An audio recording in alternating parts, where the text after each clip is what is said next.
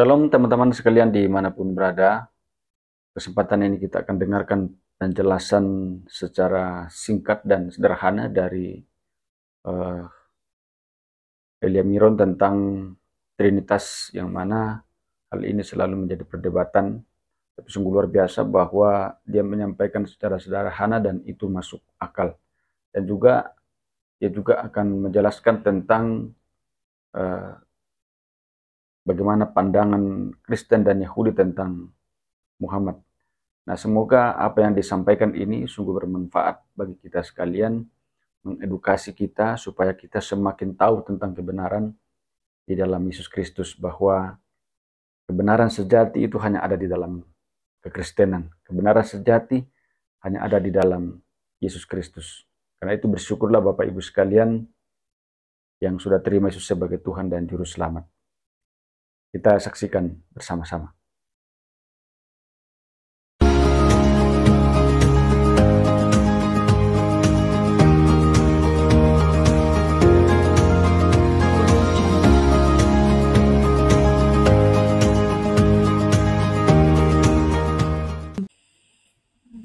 Silakan Asri.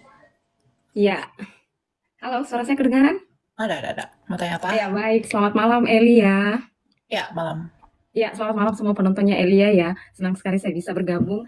Tadi saya bergabung pas penjelasan tentang ini Kak Elia, Trinitas ya, tentang Trinitas. Jadi pernah suatu ketika, sebenarnya saya juga itu dari awal saya tidak terlalu bisa menjelaskan kepada orang-orang yang bertanya tentang Trinitas ini. Karena Tatap layar ya teman-teman, maaf ya. Tatap layar biar kuat ya. Nanti saat nanti ada peringatan, takut ya. Biasalah kadru-kadru ini kan iri hati, dengki sekali ya. Ya, lanjut. Maaf. Ya, jadi kan saya kan kebetulan saya tinggal dalam lingkungan yang di lingkungan orang mayoritas ya, sementara kita ini sebagai orang kaum minoritas.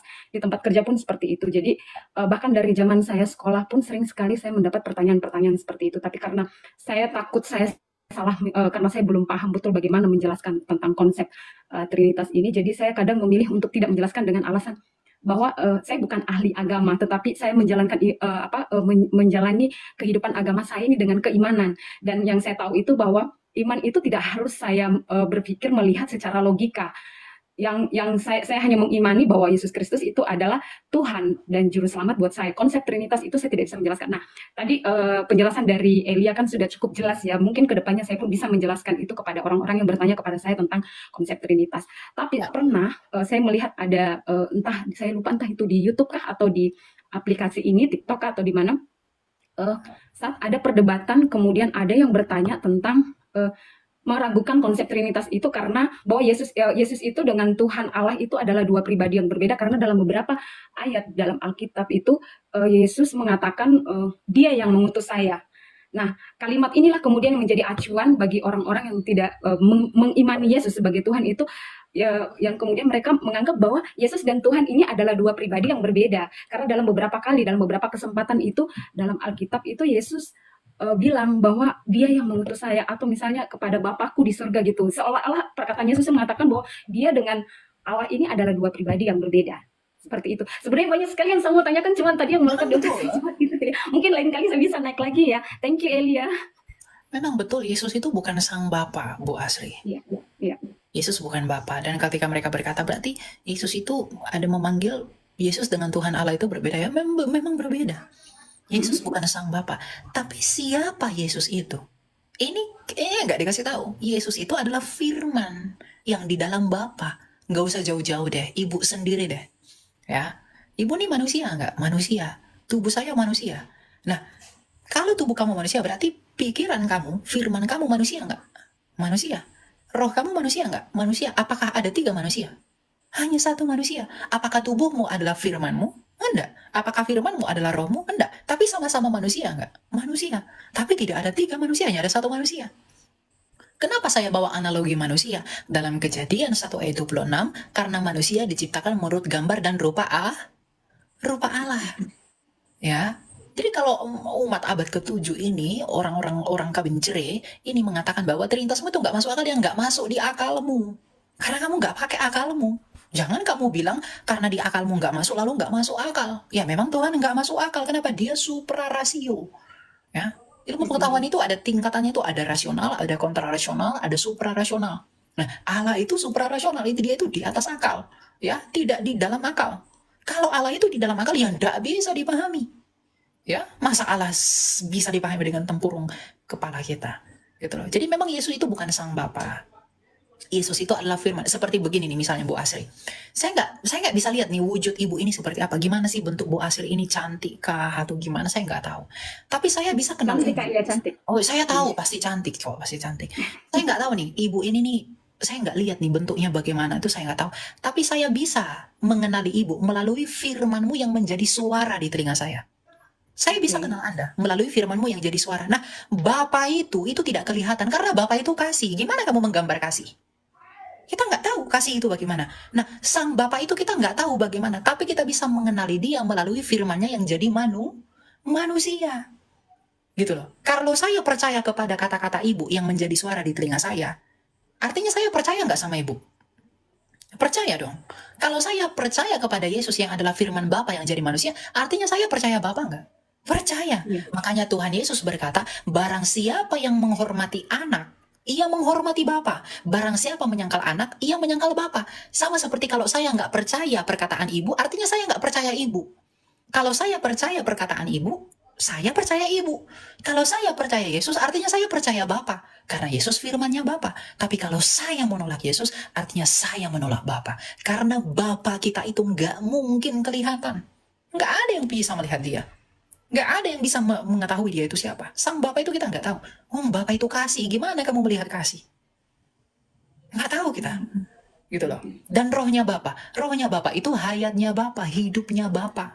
Yang oleh hidupnya itu dia juga menghidupi. Makanya kemuliaan Allah itu teraliri. Makanya kalau kita lihat ikon, ketika Tuhan, saya punya air dari sungai Yordan. Ini air yang disucikan oleh Tuhan Yesus. Ya, saya masih punya airnya itu. Kalau kita lihat ikon itu ketika Yesus itu masuk ke dalam air, ikan-ikan di air itu melompat keluar. Kenapa? Karena bukan air itu yang menyucikan Yesus, tapi Yesus yang menyucikan air itu. Nah, ya, jadi kalau dikatakan pemahaman Tritunggal itu bagaimana, ya itu tentang bagaimana Allah sang Bapa yang memiliki firman dan roh. Udah itu aja, nggak perlu pusing. Sang Bapa, Allah itu sang Bapa yang di dalamnya berdiam firman dan roh. Makanya Tuhan Yesus bilang apa? Ya Bapa, permuliakanlah aku dengan kemuliaan yang kumiliki di hadiratmu sebelum dunia ini ada. Manusia mana yang ada sebelum dunia ini ada? Tidak ada. Hanya Yesus yang ngomong begitu. Para nabi di perjanjian lama ngomongnya bagaimana? Berfirmanlah Allah, beginilah firman Tuhan. Yesus nggak pernah ngomong begitu. Yesus selalu ngomong, aku berkata kepadamu. Karena dia bukan firman yang dibawa nabi, tapi dia adalah firman itu sendiri. Yesus bukan penyampai firman, dia adalah firman itu sendiri. Jadi dia berbeda levelnya dengan nabi-nabi. Kalau nabi-nabi itu kan Musa ngomong, beginilah firman Allah, beginilah firman Tuhan. Demikianlah Tuhan berkata. Enggak, Yesus selalu berkata, aku berkata kepadamu, kalau kamu tidak percaya bahwa akulah dia, kamu akan mati dalam dosamu. Yesus nggak pernah ngomong beginilah firman Tuhan, demikian. Enggak, karena dia bukan penyampai firman, dia adalah sang firman itu sendiri. Jadi kalau umat-umat sebelah itu bingung firman Allah jadi manusia, oh mereka juga percaya kok firman Allah jadi buku, menjadi kitab suci mereka. Kenapa mereka bingung firman Allah jadi manusia, tapi mereka nggak bingung firman Allah jadi buku? Iya. Kan gitu logikanya. Iya. Ya toh? Lalu juga mereka bingung, kenapa manusia hapus dosa? Tapi nggak bingung batu hapus dosa. Mereka batu bisa hapus dosa. Tapi bingung manusia nggak hapus dosa. Gitu loh. Tapi mereka mengaku paling logika. Ya logika yang bagaimana dulu? Di atas rate atau di bawah rate? Kan gitu, ya? Boleh bertanya lagi Kak? Mumpung saya ada di atas nih. Ya, silakan. Gini loh Kak Elia ya, terkait dengan sebenarnya ini agak sensitif juga ya, tapi mohon untuk mungkin teman-teman kalau misalnya ada yang non-Kristen terus ada di room ini terus kebetulan menonton, soal terkait dengan, mohon maaf gitu maksud saya, terkait dengan soal Nabi Muhammad gitu ya. Kalau di dalam Kristen kan tidak pernah ada pengakuan dan tidak ada juga di dalam kitab kita dan tidak pernah ada ini untuk bercerita gitu loh tentang Nabi Muhammad ini. Tetapi kan kemudian berapa ribu kemudian umat orang di dunia ini percaya gitu bahwa Muhammad itu adalah seorang nabi. Nah, saya sendiri karena hidup di tengah teman-teman, saudara-saudara, bahkan beberapa keluarga saya juga yang percaya, maksudnya yang Muslim ini, kemudian mereka itu tentu saja percaya bahwa Nabi Muhammad itu adalah seorang nabi gitu. Kalau bisa nggak sih dijelaskan dalam pemahaman Kristen mungkin bagaimana sebenarnya Nabi Muhammad itu? Ya, begini, saya menghargai bahwa teman-teman Muslim percaya Muhammad itu adalah nabi Iya, bagi iya, saya pun seperti itu kayaknya. Iya, ya kita menghargai karena bagaimanapun iya, itu iman mereka toh. Kita nggak iya, bisa betul, bisa intervensi itu haknya mereka kan. Tapi bagaimana kita sebagai orang Kristen memandang Muhammad? Ya, bagi kita itu bukan nabi. Kenapa? Karena yang pertama, dia bukan dari bangsa Israel. Itu aja sebenarnya udah nggak bisa. Dia Tunggu dulu Kak Elia, disclaimer dulu. Apakah seorang nabi itu memang harus dari bangsa Israel atau ya gimana? harus dari Israel dan untuk Israel. Ingat, dari Israel, kalaupun bukan dari Israel harus untuk Israel. Pertanyaannya, apakah punya mereka itu untuk Israel? Kan untuk Arab. Bukan Israel. Dari Arab untuk Arab, bukan Israel. Ya kita menghargailah argumentasi mereka, nabi kami itu begini, ya enggak apa-apa, itu klaim mereka. Tapi kita sebagai orang Kristen, bahkan orang Yahudi pun itu tidak mengakui. Kenapa? Karena standar kenabian yang harus ditabiskan itu nggak ada di dirinya itu. Siapa yang menabiskan dia sebagai nabi? Kita nggak tahu. Yang menabiskan itu dalam satu raja-raja harus ditabiskan loh. Karena nabi Mesias itu yang diurapi dan nabi itu juga diurapi.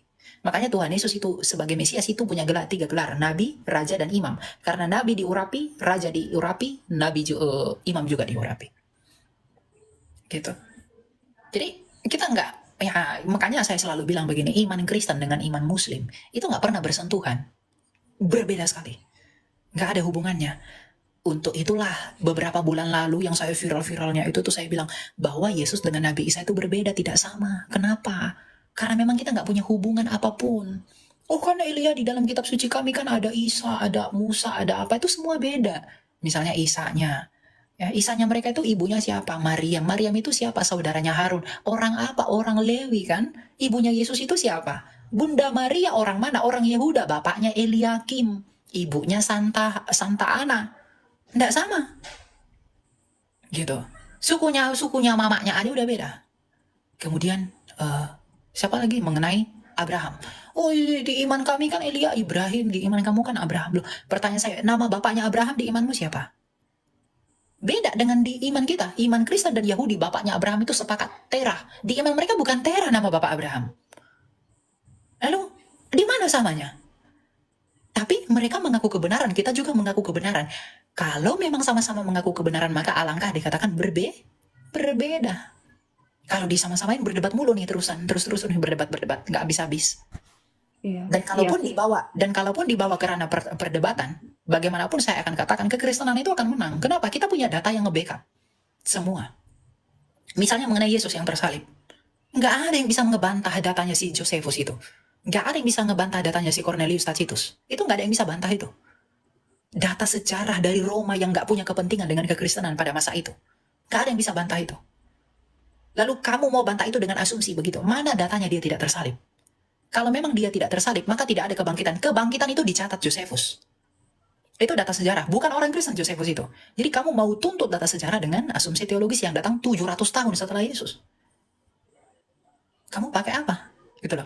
Nah, justru karena itu nggak sebanding, maka kita katakan berbeda. Ya udah, kamu dengan imanmu, Muslim dengan iman mereka, dengan Isanya mereka yang diserupakan, oke, itu urusanmu. Ya, jangan sama-samakan dengan kita.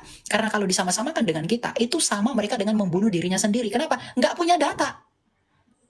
Coba mana data yang mengatakan Yesus tidak tersalib? Data sejarah loh, bukan persepsi teologi. Karena Basilides pun itu mengatakan Yesus itu diserupakan. Tapi itu persepsi teologi, bukan data sejarah. Karena dia mengaku Yesus tersalib. Bangkit. Tapi bukan dia yang tersalib.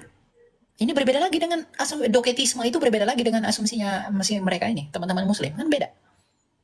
Gitu. Jadi, nggak ada nyambungnya sama sekali gitu loh. Makanya saya katakan bahwa iman Muslim yang lahir di abad ke-7 dengan iman kekristenan itu nggak punya hubungan dalam hal apapun. Saya nggak menyangkali bahwa orang Muslim itu banyak orang baik. Banyak sekali.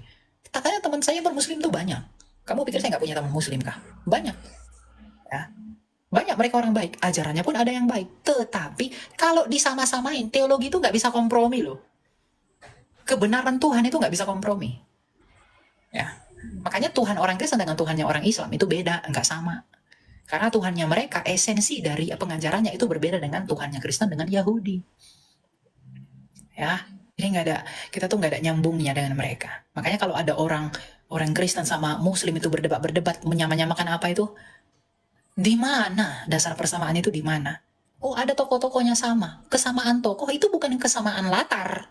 Wong identitasnya aja berbeda. Orang tuanya aja berbeda. Tempatnya aja berbeda. Wah, di mereka percaya Ibrahim itu pernah ke Mekah. Padahal di dalam petanya dinasti Tang nggak ada loh Mekah. Perdagangan orang Cina, dinasti Cina, itu nggak ada kota Mekah. Kalau memang Mekah udah ada di zaman Abraham, kenapa nggak ada di petanya orang dinasti Tang itu, kota Mekah? Ya, yang jauh setelah zaman Abraham ya. Nah itu. Dinasti Tang itu kan jauh setelah zaman Abraham kan?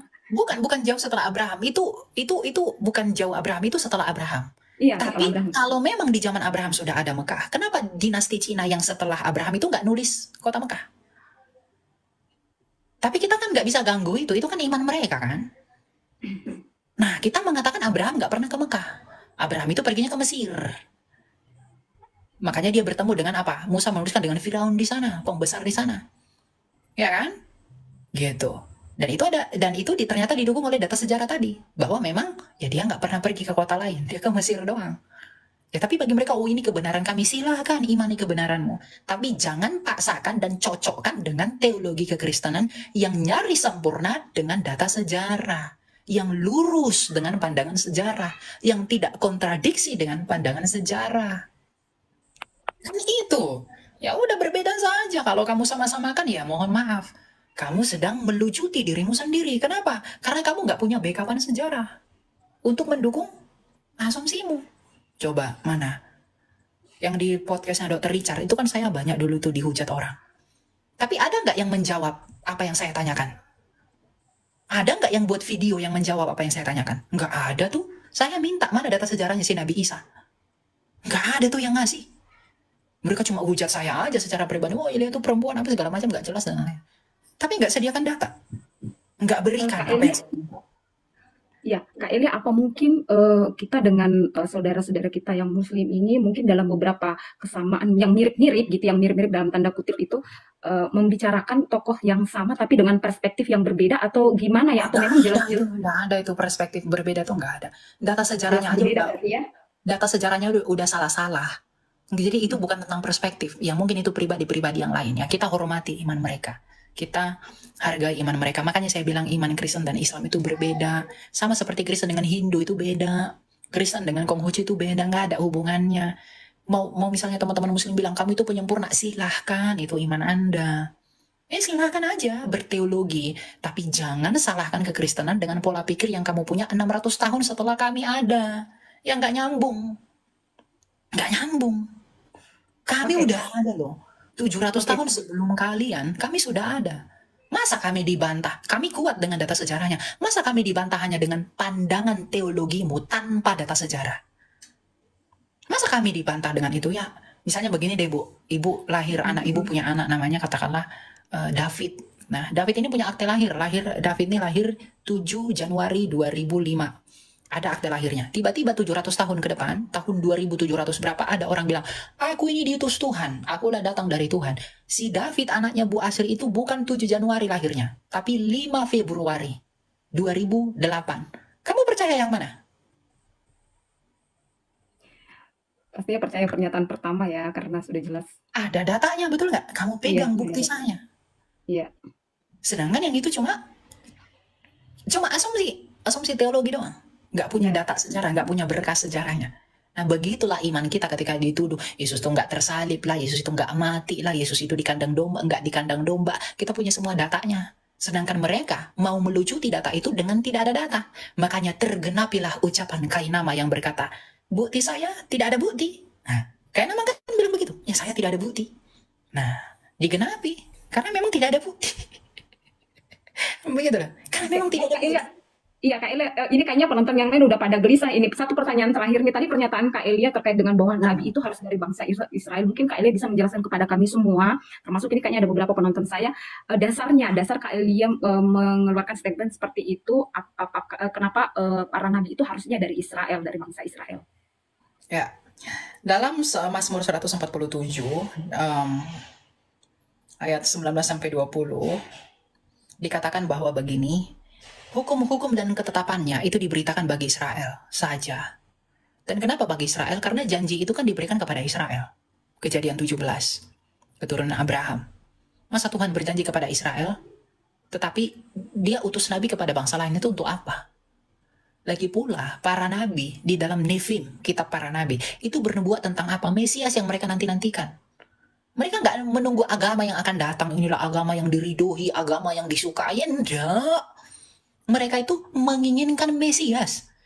Karena sejak kejatuhan Adam dan Hawa pun, Tuhan nggak janjikan agama. Tuhan janjikan Mesias. Siapa itu Mesias? Keturunan perempuan. Yang akan meremukkan kepala ular. Dan ular akan meremukkan tumitnya. Keturunan perempuan loh. Dan Yesus yang hanya keturunan perempuan.